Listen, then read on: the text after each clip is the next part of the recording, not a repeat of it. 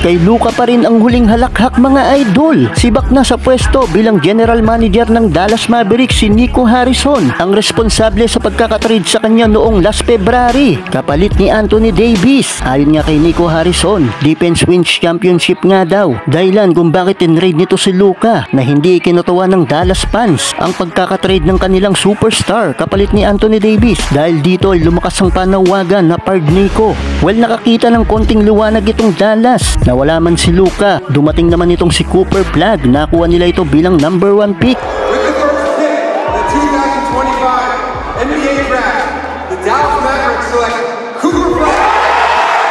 Pero dahil sa hindi magandang panimula ng Dallas ngayong season at injury na naman itong si Anthony Davis, kung saan sila ang pinakakulelat ngayon sa West standing na may record na 3 wins and 9 losses. Isa na ito sa pinaka-worst record nila since i-trade nila itong si Luka. Dahil dito hindi na nakatiis ang pamunuan, tuluyan ng tinanggal sa pwesto itong si Nico Harrison bilang general manager. Kayo mga idol, agree ba kayo sa ginawang hakbang na ito ng Dallas Mavericks? Anong masasabi nyo dito?